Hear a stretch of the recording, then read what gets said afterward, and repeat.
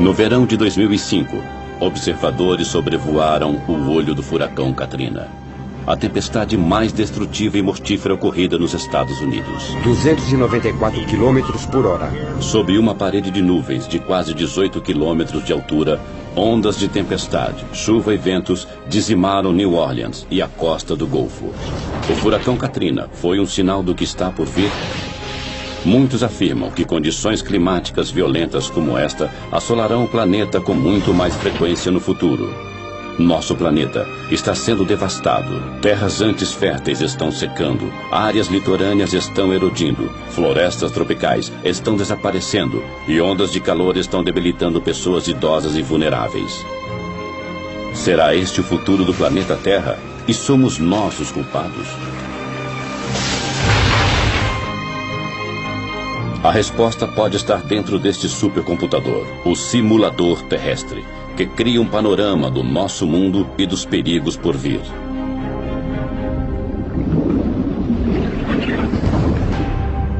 Terra 2100, a Terra em 100 anos. Começa a surgir um mundo onde o aumento das temperaturas cria uma série de problemas. Tempestades violentas, poluição e inundações litorâneas. De acordo com a análise dos cientistas, mais problemas estão por vir. Em 2100, o planeta Terra será um lugar bem diferente, a menos que nós comecemos a proteger nosso futuro.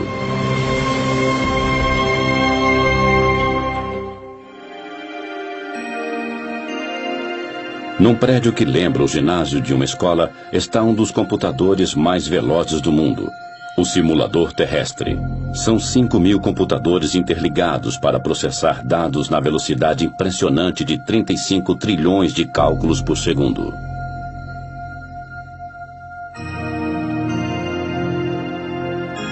O supercomputador prevê padrões do clima e das condições climáticas. O simulador terrestre divide a atmosfera e os oceanos em milhões de setores e analisa a temperatura, o vento e as correntes oceânicas para criar um planeta virtual como a Terra. Já sabemos que a maior parte do aquecimento ocorrido nos últimos 50 anos foi causado pela atividade humana. Quer dizer, geramos e lançamos gases do efeito estufa na atmosfera da Terra. Nós pegamos esta informação e a inserimos em imensas simulações de computador. Podemos simular o que talvez acontecerá em várias partes do mundo nos próximos 100 anos.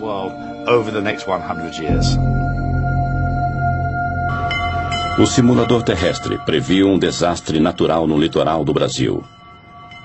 Isso demonstrou o poder do supercomputador. Em agosto de 2004, ele previu a passagem do primeiro furacão no litoral brasileiro. Quando a tempestade surgiu, os cientistas ficaram impressionados.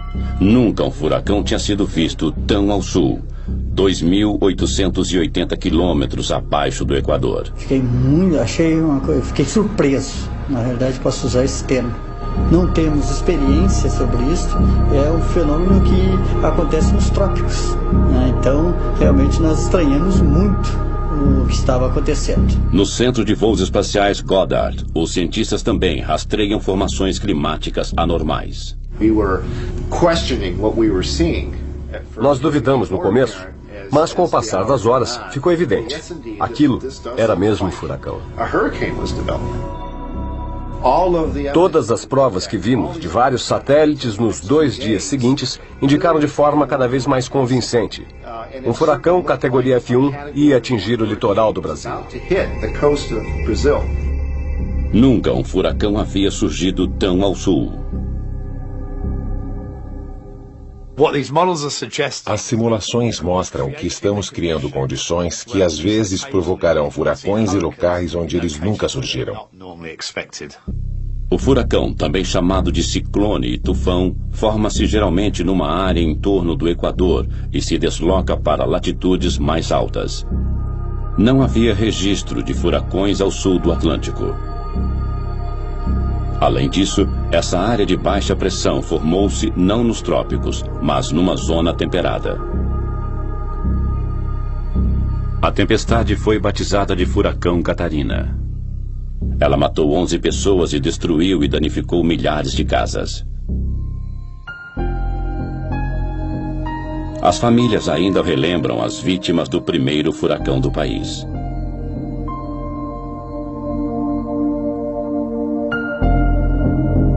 Nas décadas que virão, o simulador terrestre prevê um aumento mundial de tempestades violentas e furacões de categoria F5.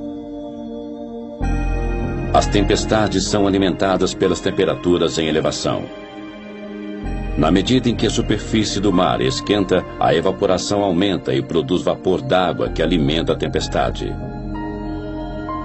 Quanto mais umidade, maior a tempestade. Estes computadores imensos simulam a intensidade dessas tempestades violentas que surgirão com muito mais frequência. Uma simulação de computador mostra 2 tufões seguindo para o Japão em 2096. Parece que os dois atingirão o litoral japonês, mas no último instante um deles desvia para o norte. O outro se choca contra a ilha de Shikoku com o mesmo impacto do furacão Katrina. A tempestade traria quantidades imensas de chuva, 60 centímetros em 48 horas. Uma combinação de ondas de tempestade e o transbordamento de rios inundariam as ruas da cidade e áreas vizinhas. Com ventos de 288 km por hora, as lojas e casas de Shikoku seriam dizimadas. Árvores imensas seriam arrancadas do chão durante o ataque impiedoso do tufão. Ninguém sairia ileso do bombardeio do tufão de categoria 5.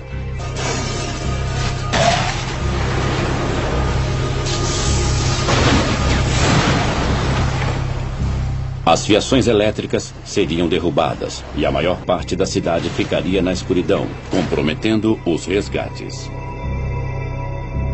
O tufão de Shikoku foi uma amostra apavorante do futuro numa simulação de computador.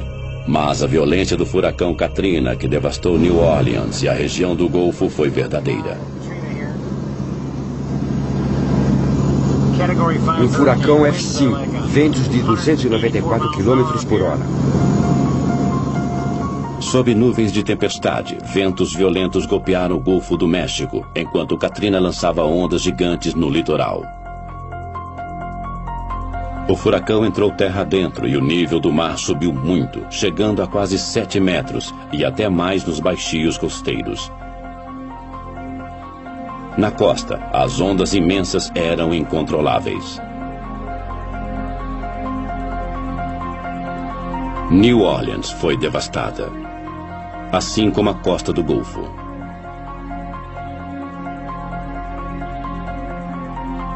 O furacão Katrina lançou uma trilha de destruição até onde os olhos podiam alcançar. Foi o pior desastre natural da história dos Estados Unidos. O Katrina deixou para trás milhares de sonhos destruídos. Foram quilômetros e quilômetros de destruição sem fim. Marie Fernandes relembra a destruição de sua casa. Foi uma onda gigante.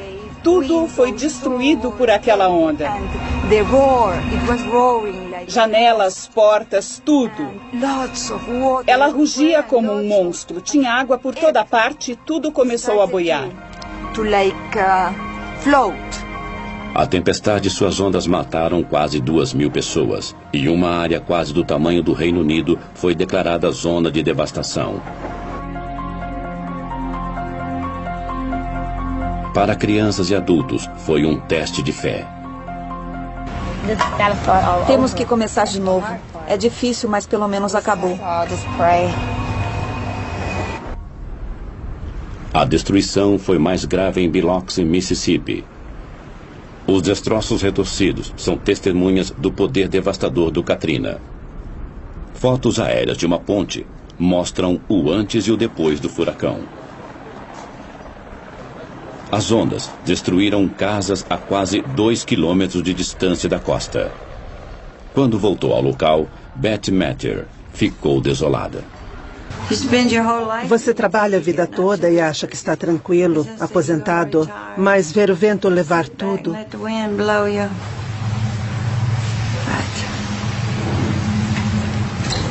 É muito difícil aceitar isso. O custo material do Katrina chegará a bilhões. As perdas humanas são incalculáveis. Mas os furacões não vão parar. Não acreditamos que a quantidade de furacões vai mudar, mas a intensidade sim. O que era para ser um de categoria F4 pode ser um categoria F5. As simulações mostram que, com o aquecimento da Terra, a superfície dos oceanos também esquenta e, por isso, veremos tempestades bem mais fortes, e estes computadores imensos simulam a intensidade destas tempestades violentas. Se um desses arrasadores furacões de categoria 4 ou 5 atingir uma grande cidade dos Estados Unidos, podemos esperar muita destruição. Talvez o que vimos em New Orleans possa ser visto até em lugares como Nova York.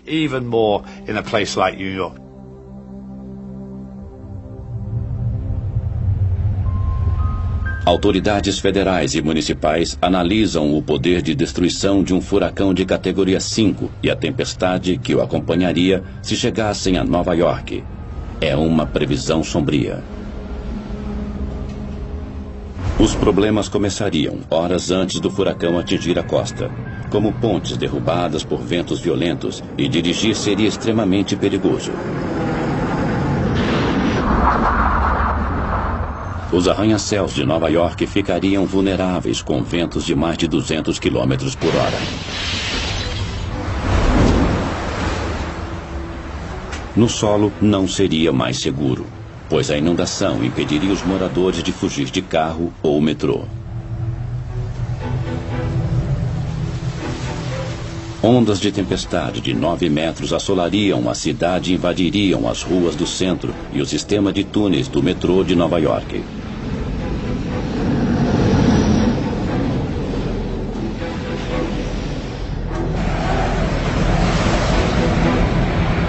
As ondas inundariam o túnel Holland, uma rota importante para sair da cidade.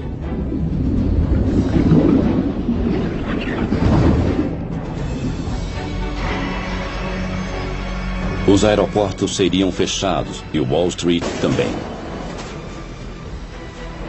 Nova York poderia ficar isolada do mundo e seus sistemas econômicos e financeiros ficariam paralisados. É o cenário de um pesadelo e os estragos seriam sentidos em todo o mundo. As autoridades governamentais esperam contar com o espírito corajoso dos nova-iorquinos. Depois de 11 de setembro, havia muita gente disposta a ajudar a cidade numa hora difícil.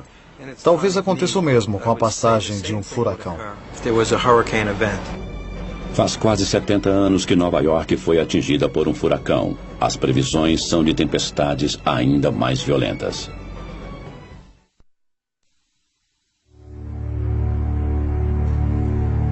As ondas de calor são outro problema letal do aquecimento global.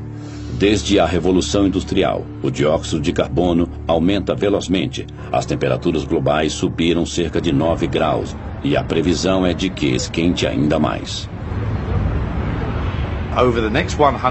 Nos próximos 100 anos, no ano 2100, a Terra aquecerá de 1,4 graus até 5,8 graus Celsius. A temperatura poderia subir acima de 50 graus. Em alguns locais, as temperaturas elevadas serão uma ameaça à vida. Em agosto de 2003, Paris sofreu com uma intensa e mortífera onda de calor. 10 dias de calor escaldante com temperaturas de mais de 35 graus Celsius. Naquele verão, a França ficou totalmente seca. E em agosto, a zona quente de alta pressão que fica normalmente sobre o norte da África deslocou-se e assolou toda a França e grande parte da Europa. O calor permaneceu no continente por mais de 10 dias. O clima seco e quente criou uma onda de calor fatal.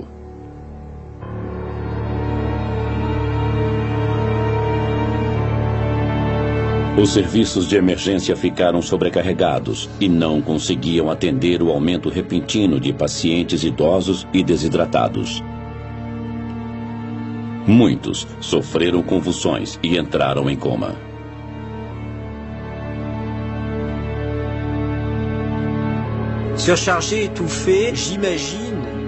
O hospital ficou sobrecarregado. A pressão era inacreditável, não sabíamos contra o que estávamos lutando.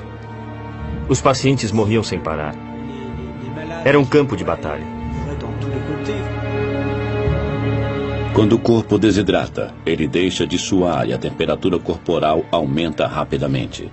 As células cerebrais e cardíacas são destruídas e isso pode causar a morte.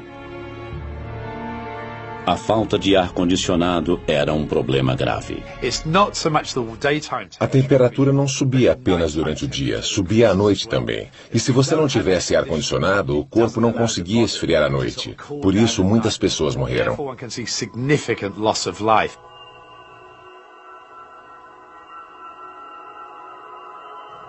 O calor matou mais de 10 mil pessoas só na França. Na Europa, as mortes foram mais de 30 mil.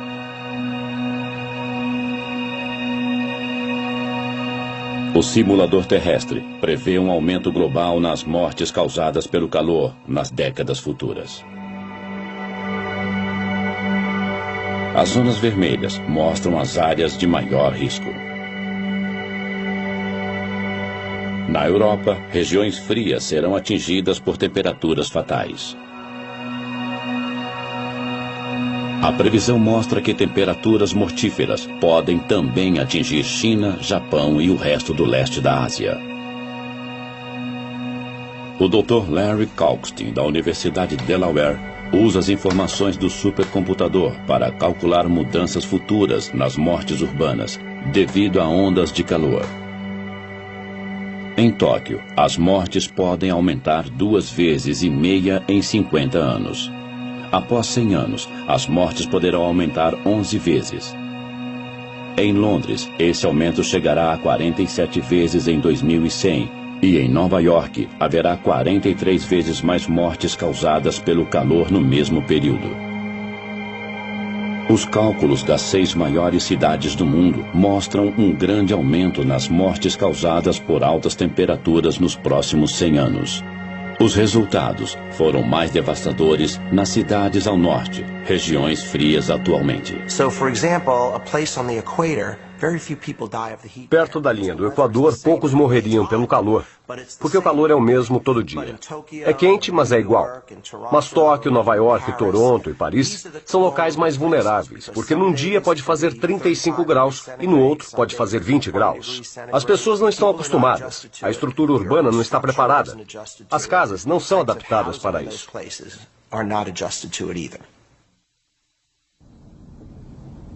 Nos Estados Unidos, as autoridades lutam para enfrentar as temperaturas mortíferas.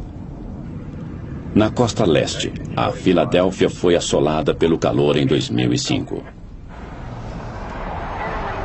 Com as previsões de mais de 100 mortes causadas pelo calor, a prefeitura criou medidas de emergência e alertou sobre a onda de calor.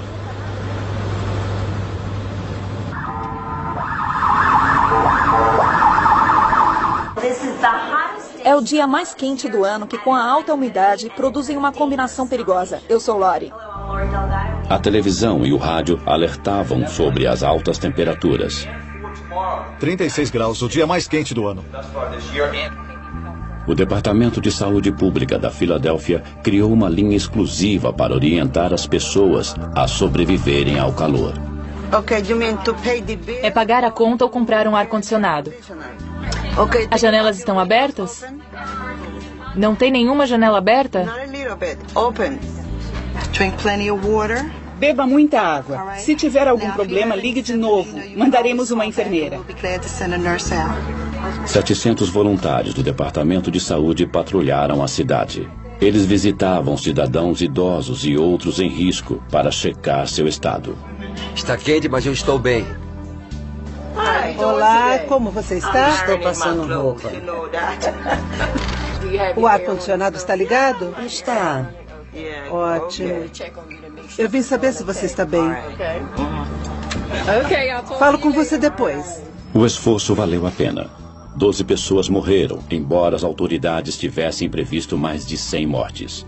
Os esforços da cidade de Filadélfia salvaram vidas. Mas as grandes cidades não são as únicas a enfrentar o calor devastador. As temperaturas elevadas destroem plantações, pastos e florestas tropicais. As mudanças climáticas estão afetando a vida e o plantio em muitas partes do mundo.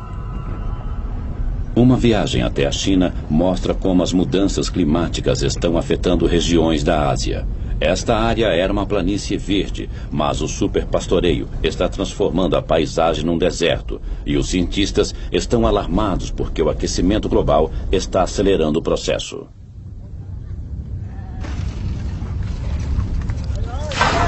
Os aldeões estão sempre criando gado com os pastos da região. Agora os pastos estão morrendo e o deserto está aumentando. Tem uma casa soterrada aqui. Aqui era um cercado de ovelhas. Esse estilo de vida está mais ameaçado a cada ano com o avanço dos desertos, que soterram casas e localidades essenciais para eles. Só levou 7, 8 anos para ficar assim. Essa parede está bloqueando a areia. Não posso usar o lugar, mas não posso demoli-lo. A combinação do mau uso da terra e de um mundo cada vez mais seco e quente são um desastre para os moradores daqui. As perdas aumentam. A terra fica mais árida, fica infértil. As pessoas saem do campo para as cidades que já estão com problemas de superpopulação. Não são só os pastos que estão morrendo. Do outro lado do mundo, as florestas tropicais brasileiras estão desaparecendo. A água e a vegetação interagem para formar o ecossistema rico da floresta amazônica. Atravessando a floresta está o maior rio do mundo em volume de água, o Rio Amazonas. Em agosto e outubro de 2005, houve uma estação de seca recorde e o mundo viu uma amostra de como o Rio Amazonas pode ficar daqui a 100 anos. Este curso d'água poderoso, que atinge quase 10 quilômetros de largura em alguns trechos, literalmente secou. O verde claro é grama. Ela cresceu no leito exposto do rio. Em alguns pontos, o nível da água caiu absurdamente, entre 5 e 10 metros.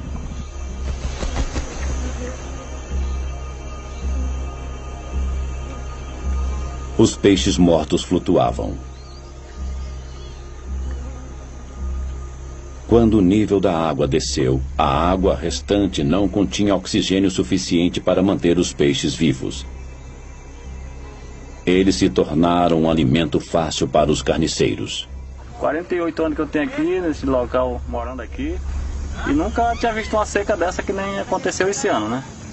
Porque ainda está morrendo lá dentro, mas não estamos mais pegando, devido à água estar poluída já pela mortalidade que morreu, né? A seca rigorosa foi atribuída às estranhas temperaturas quentes na superfície do Oceano Atlântico. Geralmente, o ar que suga a umidade das águas do Atlântico paira sobre a bacia do Amazonas e atinge a Cordilheira dos Andes. Na medida em que o ar sobe, as nuvens se formam e despejam a umidade em forma de chuva. A chuva evapora para formar mais nuvens novamente e o ciclo continua. Mas em 2005, as altas temperaturas da superfície do oceano aqueceram o ar, criando uma corrente de ar ascendente sobre o Atlântico. A corrente de ar ascendente formou nuvens no local. Elas caíram em forma de chuva sobre o oceano. O ar seco se espalhou. O resultado: o rio Amazonas ficou coberto por uma corrente de ar seco descendente. Isso quebrou o ciclo e impediu a queda da chuva. O simulador terrestre prevê que, com o aquecimento da Terra, as águas dos oceanos da América do Sul ficarão ainda mais quentes. A corrente de ar descendente de 2005 poderia se reproduzir sem parar, levando à aridez. A bacia do Amazonas secaria. Que efeito isso teria sobre a floresta tropical amazônica? O Dr. Peter Cox, do Conselho de Pesquisa Ambiental Natural na Grã-Bretanha, realizou uma simulação da floresta amazônica no ano de 2100.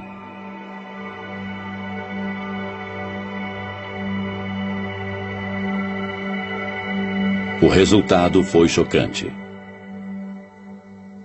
A simulação mostra as mudanças nas florestas, numa área que inclui a floresta tropical amazônica. Na segunda metade deste século, a terra secará e desertos surgirão. As florestas começarão a desaparecer a partir da foz do rio Amazonas. Em 2100, 2/3 da floresta terão sido destruídos. No lugar da floresta, haverá um deserto vasto maior que a Península Árabe. A simulação não inclui desflorestamento feito por humanos. É um desflorestamento indireto causado pelo aquecimento global e mostra que o efeito estufa é uma ameaça tão grave quanto o desflorestamento direto. A simulação mostra como a desertificação do rio Amazonas ocorrerá. Haverá pouquíssima chuva, por isso as plantas não terão água suficiente. Muitas árvores definharão. Depois que uma área secar, isso acelerará o efeito em outras áreas. Um matagal de savana vai surgir. Depois ele se tornará grama. Na medida em que o clima secar, nem a grama resistirá. Em 2100, o poderoso rio Amazonas estará ressequido e se tornará uma extensão do deserto. A seca também é um problema no sul da Espanha. Em julho de 2005, os fazendeiros foram às ruas para exigir mais água para suas fazendas.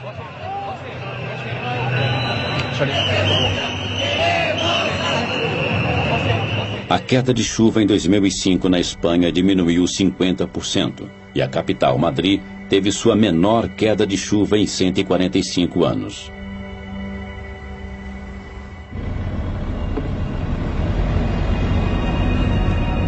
No sul da Espanha, a província de Múrcia é conhecida por suas frutas e vegetais. À primeira vista, este pomar de pêssegos parece verde.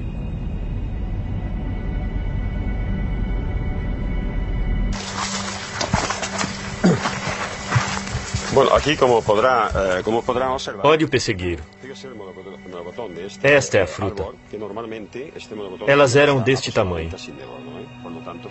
O tamanho diminuiu. É porque não tem água.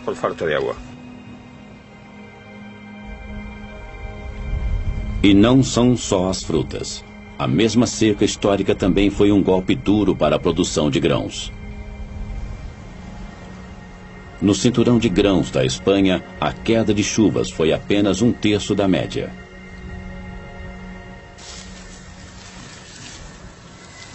A família de Tomás Lourenço tem plantado há gerações. E o trigo sempre foi um alimento importante nos 90 hectares da fazenda. Lourenço conhece os sinais de uma boa plantação. Normalmente, pode 90 centímetros, 1,20 m. Tem 1 metro. Geralmente é desta altura. Você tem que afastá-los para andar. Para poder andar. Senão, assim, isto nada. Todo ruinoso. É terrível. Isto é a espiga. Não tem grãos dentro. Olhe, totalmente vazio. Nada. Isto não... Nada.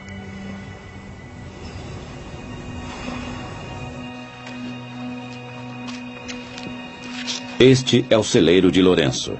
Antes ele ficava cheio de grãos até o teto. Este ano, a colheita foi menos de 5% do padrão normal. As perdas chegaram a $70 mil. Se a seca continuar, está acabado para os fazendeiros. Não podemos suportar isso. Não poderíamos suportá-lo.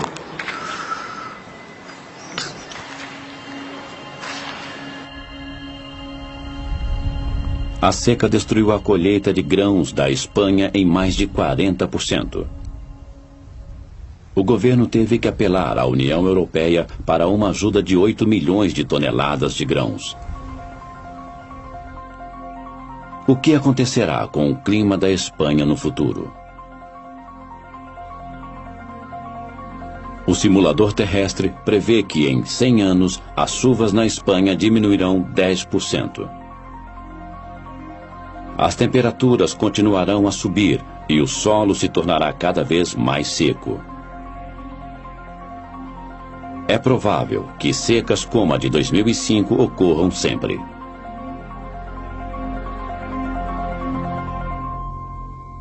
A falta de água tem sacrificado a produção agrícola em todo o mundo. Esta projeção, feita pelo simulador terrestre, mostra a produção de alimentos no futuro. As áreas verdes mostram o aumento da produção de alimentos. As vermelhas mostram a diminuição. No norte frio, um pequeno aumento de temperatura pode aumentar a produção, mas na maioria dos países tropicais e subtropicais, o clima mais quente significa menos alimento. O Mediterrâneo, a África e o sudeste da Ásia padecerão seriamente. Mas a maior perda de colheitas será nos Estados Unidos e na América Central. Em alguns locais, a produção cairá para menos da metade. No mundo, 54 milhões de pessoas entrarão para a lista de famintos.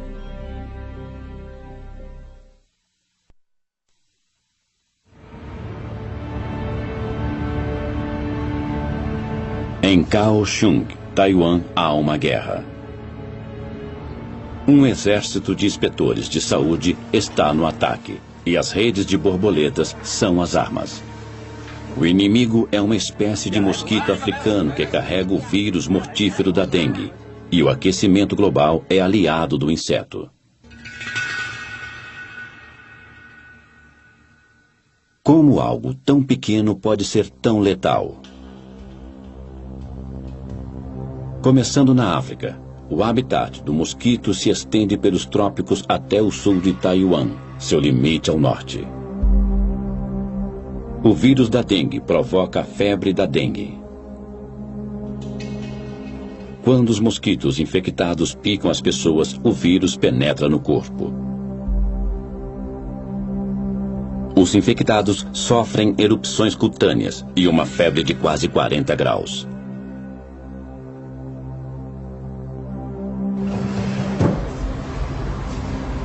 Yao Shaosheng, morador de Kaohsiung, perdeu a esposa com a febre da dengue em 2002.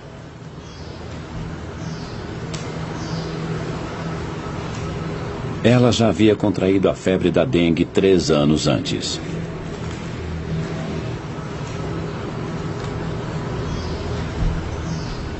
E morreu ao contrair a doença pela segunda vez.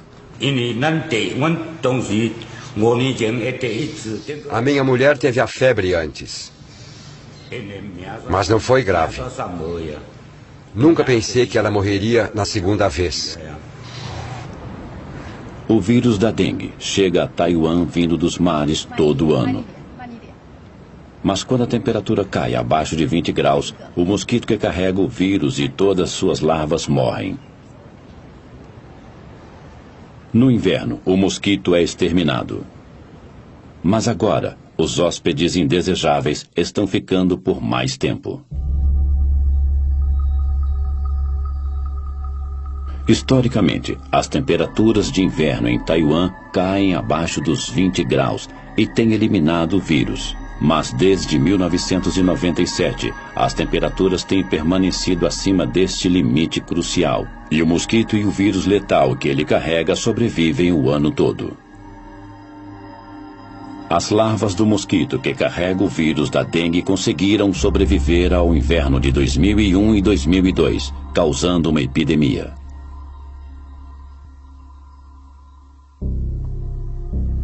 Este mapa oficial mostra a extensão da epidemia de dengue disseminada pelo mosquito.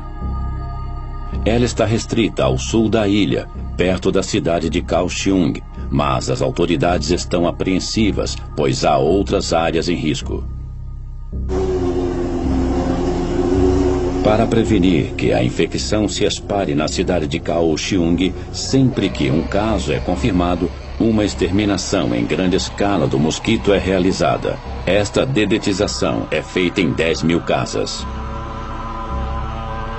A aplicação de pesticidas é feita dentro e fora das casas.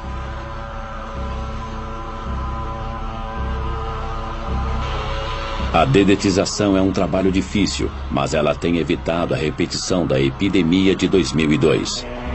Mas as autoridades de Taiwan temem que a febre da dengue possa um dia se espalhar por toda a ilha de Taiwan.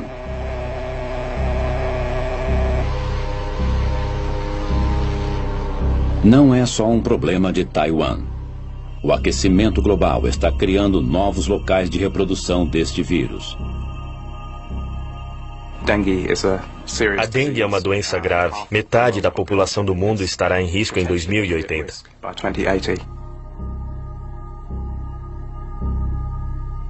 Se o clima continuar esquentando, veremos mosquitos transmissores de doenças em nosso quintal? Podemos calcular a disseminação da febre da dengue e doenças similares monitorando as mudanças de temperaturas no mundo?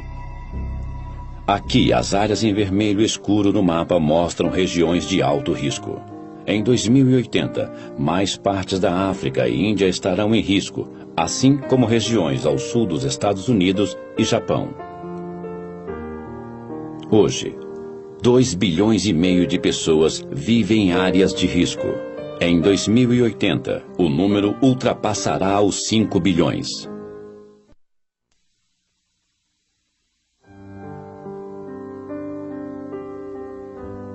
De acordo com o simulador terrestre, as temperaturas mais altas também afetarão as calotas polares. O dano é tão grave que a camada permanente de gelo desaparecerá em 2070. No final deste século, estima-se que as calotas de gelo derretidas elevarão o nível dos oceanos em mais de 90 centímetros, colocando em risco milhões de pessoas que vivem à beira-mar. Na ilha de Shishmahev, os moradores já sentem os efeitos do aquecimento global. Localizada no litoral do noroeste do Alasca, esta ilha estreita tem cerca de 5 quilômetros de extensão e apenas 600 moradores. A maioria dos moradores é de indígenas norte-americanos que vivem da caça e pesca. Hoje, eles procuram um novo lugar para viver. Nos últimos anos, o litoral diminuiu drasticamente devido à erosão e muitos moradores perderam suas casas.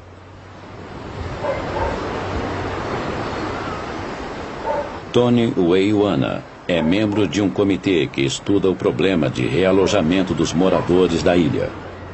Nos últimos 9 anos, ele tem acompanhado os danos da erosão litorânea.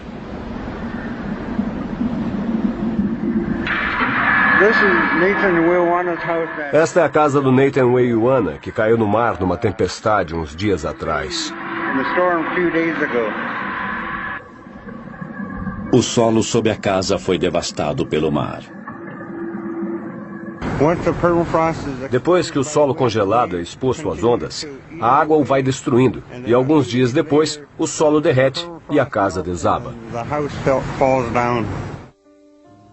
Uma fotografia aérea de 1995 mostra a localização da casa em vermelho antes de ser destruída. A ilha continua encolhendo, enquanto as terras são engolidas cada vez mais pelo oceano.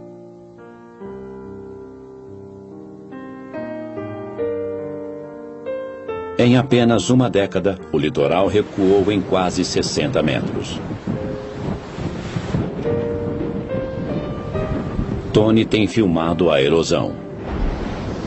Em alguns locais, pedaços de terra de 38 metros ilha adentro desapareceram da noite para o dia. A erosão é veloz porque grande parte do solo da ilha é solo congelado perene, o permafrost. Quando fica exposto, ele derrete imediatamente. Uma causa da erosão é o derretimento das calotas de gelo polares. No passado, quando o mar entrava em ressaca em outubro, o litoral já estava coberto de gelo, que atuava como proteção contra a água e a erosão. Quando há tempestades e não há gelo, é um perigo para os moradores, porque a água se choca direto contra a costa e começa a arrastar a areia.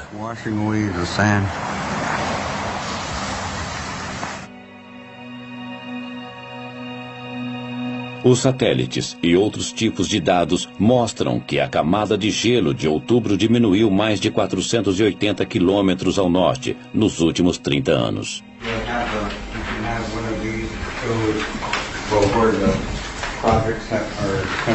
Os moradores da ilha de Shishmaref têm analisado o problema da erosão inúmeras vezes. Se a erosão continuar neste ritmo, talvez a ilha se torne inabitável em menos de 20 anos. Eles tomaram uma decisão. Todos mudarão da ilha em 2009.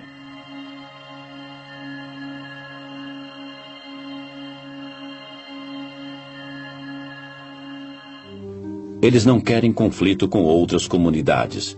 Querem evitar isso a todo custo, mudando para outra cidade. Nunca os moradores tiveram que enfrentar uma provação dessas.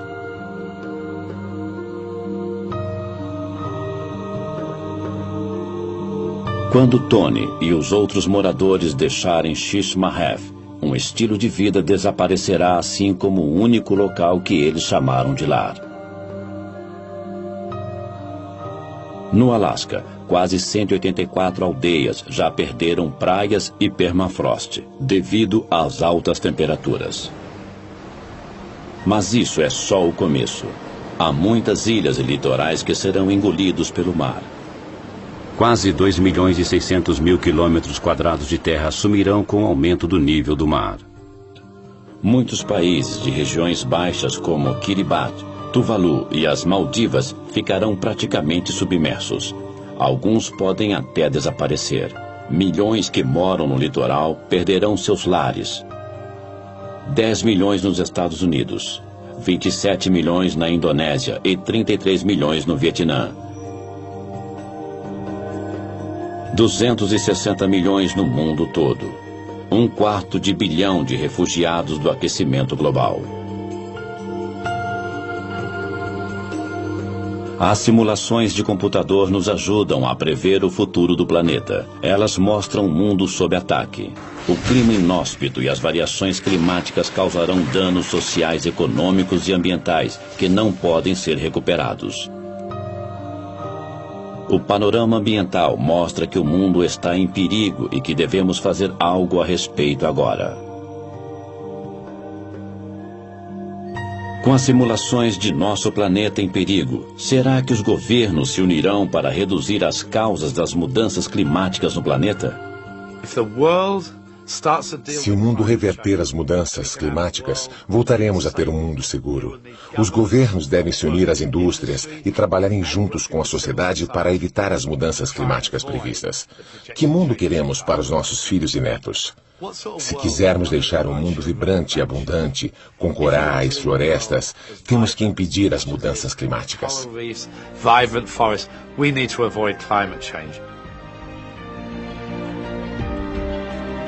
A raça humana tem a sabedoria para salvar o mundo? Enquanto o debate continua, as temperaturas continuam subindo, nos levando a um ponto onde não há mais volta.